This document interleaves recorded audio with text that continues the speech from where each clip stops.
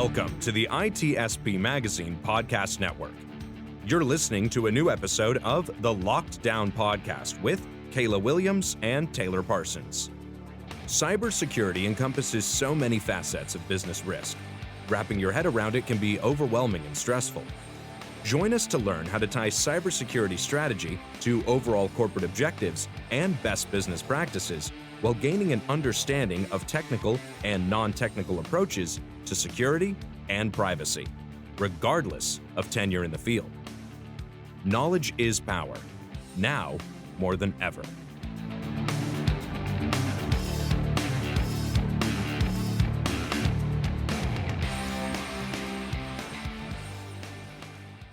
Welcome to the latest episode of Lockdown with Kayla and Taylor.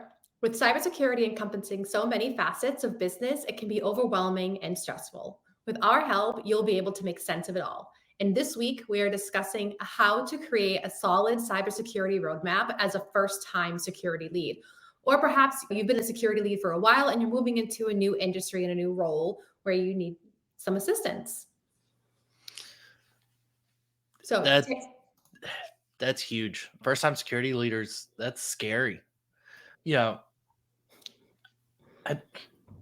Where do you begin? We talk about being leaders, and oftentimes we talk about the soft skills required or the management skills required of one-on-ones and doing peer reviews or downward reviews and upward reviews. But whenever you become a cybersecurity leader or a security leader within an organization, like you're stepping into so many facets that affect the business. Obviously, you've stepped into quite a few roles and different parts of security and ownership of teams. Where do you really begin? How do you begin to identify like the needs of your team compared to the needs of the business? Yeah, it's a great question. And we're actually going to cover stakeholder management in a future episode, which that is a huge part of building a cybersecurity roadmap. So I'm going to put that piece to the side for right now. But I would say firstly is you need to understand your organization's objectives. And that's where the stakeholder management comes in. You need to go in, you need to meet with people, but review websites, look at the goals and objectives, look at the OKRs, KPIs, talk to your stakeholders and understand, what their overall goal is and how they are using that to align to the objectives from the board. What is the overall mission? Identify how cybersecurity fits into all of these components of your company, whether it's sales, customer success, marketing, product security. The overall sentiment that I see is that security is a cost center. They have their own priorities, their own goals. They're not trying to address my specific needs. So if you can go in and understand what each team is doing and what the risks are, then you're better aligned to the overall organization. And you're going to have much more success getting buy-in for the things you need to do if you talk to people and understand how you can help them versus force things on them. And then with that, I think as you're having those discussions and you're doing your own homework and you're reading websites and white papers and things, assessing the current state. What do you see is missing? What do you see as lacking? Look at existing policies, procedures, practices, build a SWOT, understand the strengths and weaknesses, your opportunities. This again, I know I'm super biased, but this is where GRC skill set comes in handy, being able to assess the risk of the things that aren't there. The unknown unknowns is a skill set. So I think that's super important as well. And that helps you to identify your key assets, those key risks, and understanding what's the most critical to the company. Where are the keys to the kingdom? And are they protected? I think that's huge. You have to know that. They're hidden, usually under the mat at the front door. So you talked about understanding objectives and assessing current state, identifying key assets and risks, going into the unknown and establishing the known. As like a new security leader, are you coming in with a predetermined notion that you know how things should be going because you've either been an operator or you've been in the industry for a while? Or are you allowing like your assessment of the current state and the known objectives and other things to establish where you're going to start your roadmap? I think it'll be a little bit of both, because as a practitioner and as a strategic thinker, you're always going, but this has happened before. This risk has come to fruition. That's always going to sit in the back of your mind. It's never going to turn off. But you have to be open-minded in the sense that what worked at one company in one industry may not work somewhere else. For example, moving from financial services, a very highly regulated and disciplined industry, into SaaS, the way you did business at a financial services company will never translate one for one into what you'll do to address the same type of risk in a SaaS company. So you have to be willing to have discussions you have to be able to say it and admit it, right? I can't have that approach because it's not the same. But I think that also goes with like the next step in building your roadmap is understanding the legal and compliance landscape, understanding your contractual obligations, which are also part of the legal landscape. What if you already committed to customers and partners and Are you saying sales sold something? what? That never happened. Understanding that landscape and what is permissible and not in the type of industry and company that you're in is very important as you build your assessment and your roadmap. Yeah, I think that I've both been in security for a very long time. Different parts of security too, right? Like I've Yeah. done endpoint, I've done attack surface management, I've done threat intelligence, external attack surface management, Yes. SIMon, UEBA, and then I'm still within the security realm, but more focused on defense tech as of recently. And Right. in the way that I operated as a support engineer or technical account manager, focused on endpoint security compared to the way that I operate within the defense tech realm. Mhm. I had preconceived notions of this is how I prioritize, or this is how I escalate things that I see of importance. While the foundations appear to be the same, there are nuances in how you execute. Yeah, absolutely. And that's the nuances of execution is really where the stakeholder management skills come in, because there's going to be a lot of compromise and back and forth and hearts and mind campaign that goes into having a successful roadmap. When I say successful, like bought into and supported across the company, having that consensus is going to be important. Yeah. And So we've talked about GRC. Of course, I would actually like to know if we've had a single episode where some portion of GRC hasn't come up yet. I think we should research that. yeah, I think we should. I don't think so, but that's Yeah. the point. GRC is everywhere. So we've assessed the current state. We've talked about identifying key assets. We've talked about compliance requirements and regulatory compliance. Sales sold something, right? And we have contractual obligations. How do we then prioritize?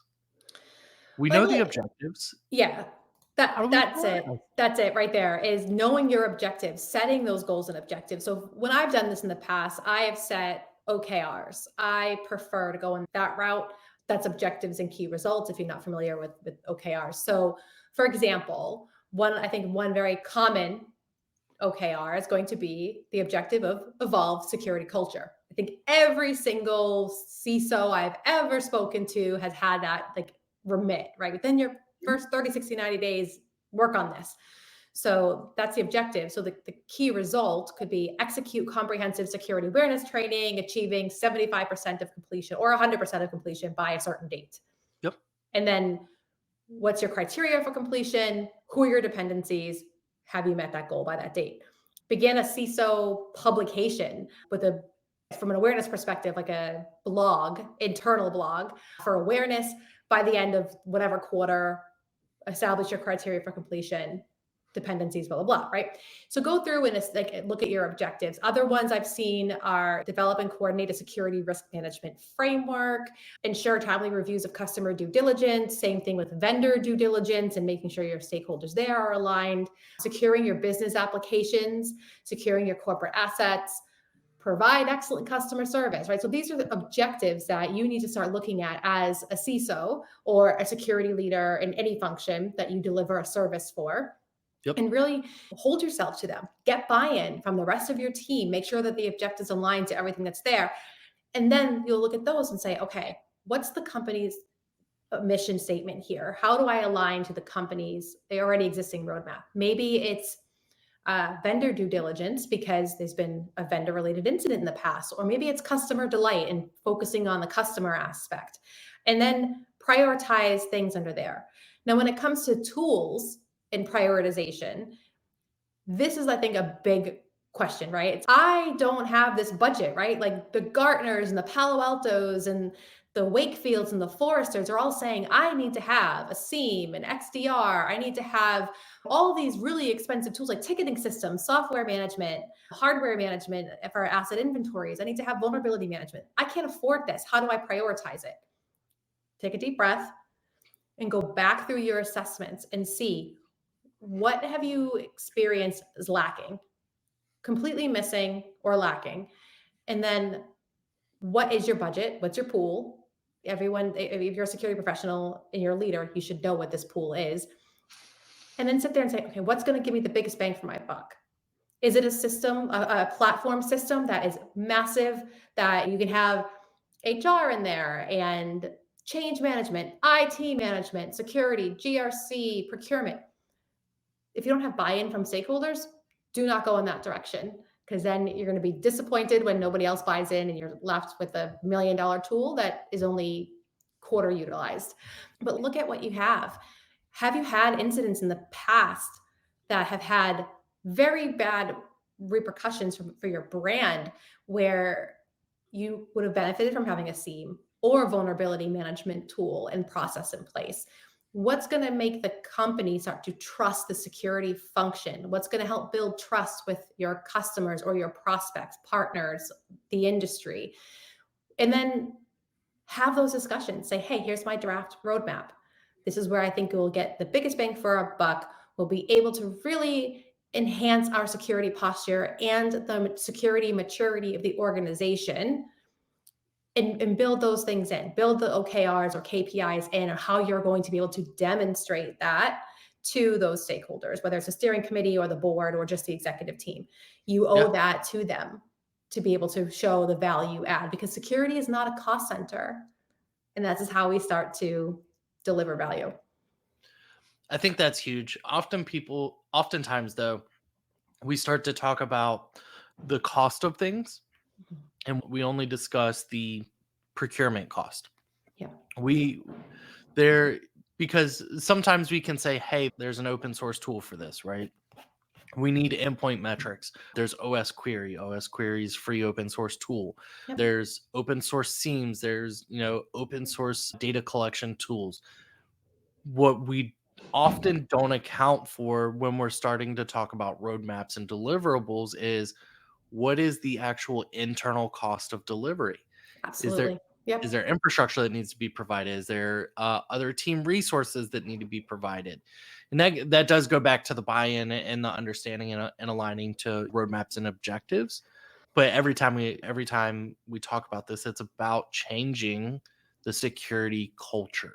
Absolutely. That's one of the first OKRs that I establish, is working on evolving the culture. Even if you've been in business for years, if the organization has not historically paid attention to security or had a CISO or security leader or whatever the title may be, they like, oh yeah, we sit behind a VPN, we're fine. We have MFA, we're fine.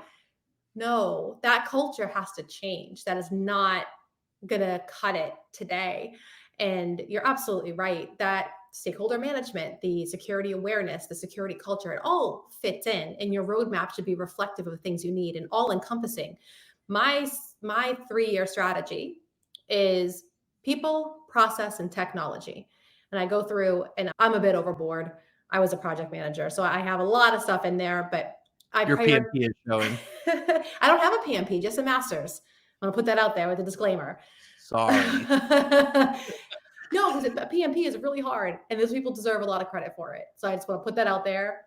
I do not have one, but what I do have is a particular set of skills that I've honed over time.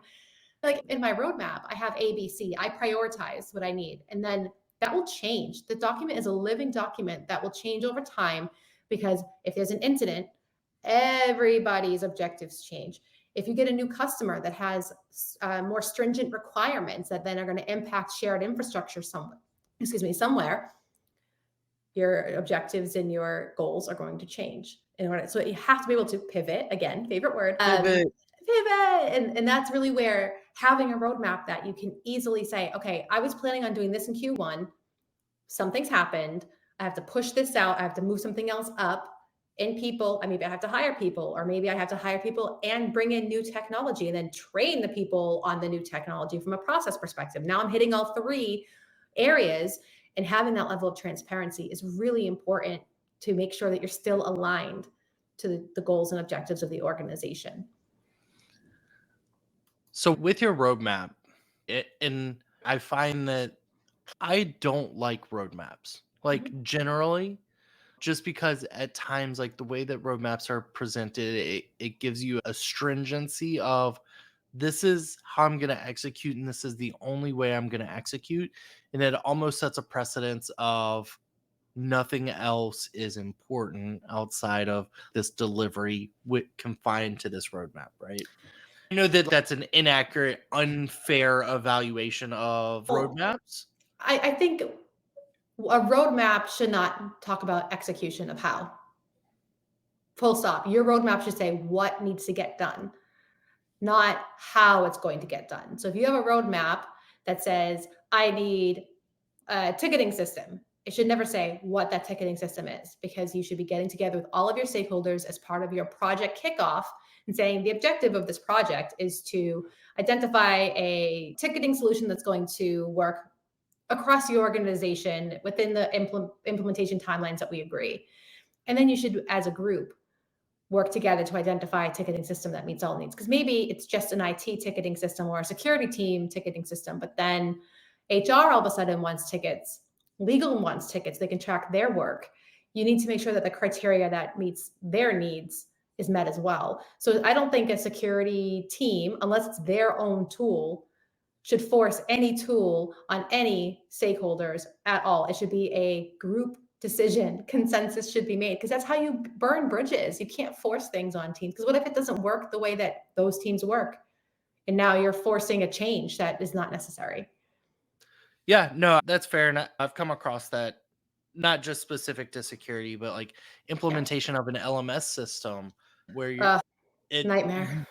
You start talking about like internal training or onboarding of an employee within a certain department. And then all of a sudden it's, if we're going to onboard employees there, like maybe we should publish our security awareness training there. It's, okay. And then it's, this doesn't work here, but this works here. And then HR's, if you guys are going to do training and employee onboarding here, maybe we should do like general onboarding here. And you're like, wow, like. But that's scope creep. That's scope creep. And that's where you need to bring all of your stakeholders together and have. I know you're laughing because I know there's an example that's in your head right now of where this has happened somewhere. I've seen it happen lots of times where we tried to roll out an IAM tool, had every single stakeholder on board, had a kickoff call, we had a charter, we had why do we need to do this slides. We did all of our homework, and then one of the key stakeholders decided to change all of their cost center structure and put that from the finance team into the HRIS system, which then broke every single thing that was built in the IAM tool. And then, it's the tool's fault. No, it's not. You made it an unapproved change. You didn't come back to the project team and talk about this. You didn't involve the right stakeholders. So that, I think, is a discussion for the stakeholder management conversation. But you're absolutely right. You need to make sure that you have consensus. But consensus and buy-in does not mean that the resources are going to be available when you need them to be, which is why I have a little table next to every part of my roadmap that has Q1, Q2, Q3, Q4, for 3 years going out, highlighted. And then in my description of each of those projects, initiatives, if you will, I say who I need, who's agreed to have their resources available. Do things change? Absolutely. Priorities are going to shift in the other functions. Pivot. But that's when everybody needs to get back together and say, okay, we need to have governance over this process. This is what this is. When are these resources going to be available? Or do we bring in a third party to do it for us, like the PS hours and things like that, professional services? Or is this no longer a priority? So if that's no longer a priority, these are all the things that are going to be impacted by this change. Hey, CEO, hey, steering committee, hey, board, are you okay with this change? If not, we need to do something about it. If you are, cool, put it in writing. I want an email, and done. Move to the next. So I know that we're short on time here. I guess I have one last question for you. Whenever we talk about building roadmaps, having security road modifying, gaining buy-in, all of the things, right? Is the security roadmap intended to be viewed by all employees? Should they be aware?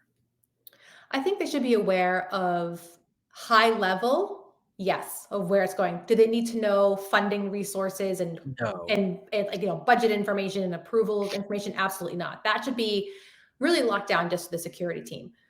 And if you're sitting inside an engineering team, like just the engineering leaders who can see that, or a product team. When I worked for the CTO, the product team they could go and look at my roadmap whenever they wanted. Did they? I don't know, but it was there.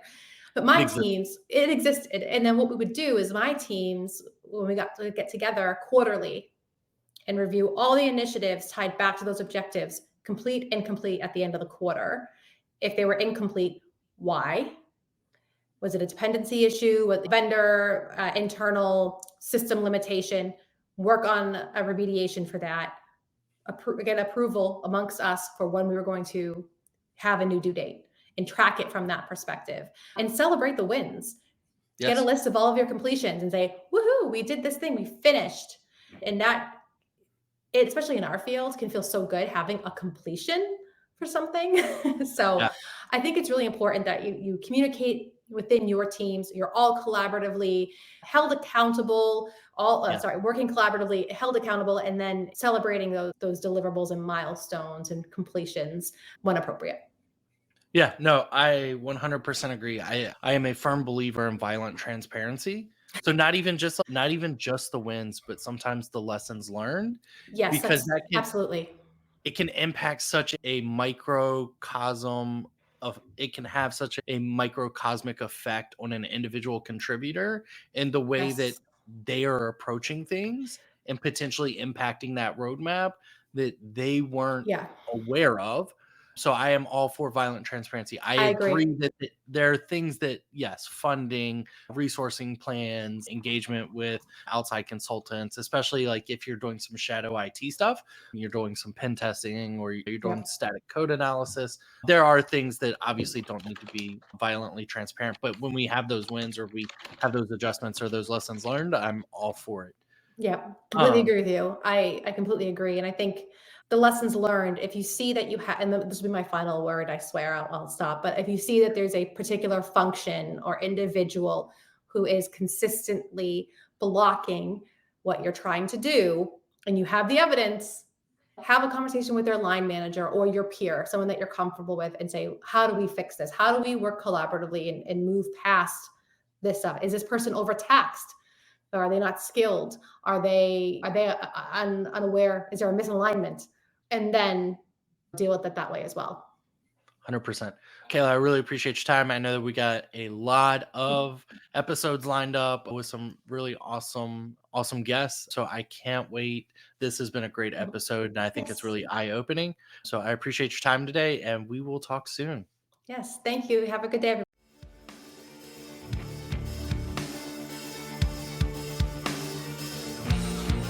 We hope you enjoyed this episode of the Locked Down Podcast with Kayla Williams and Taylor Parsons, part of the ITSP Magazine podcast network. If you learned something new and this conversation made you think, then add this show to your favorite podcast player, subscribe to the ITSP Magazine YouTube channel, and share the ITSP Magazine podcast network with your friends, family, and colleagues. If you represent a company and wish to connect your brand to our conversations and our audience, visit itspmagazine.com to learn how to sponsor one or more of our podcast channels.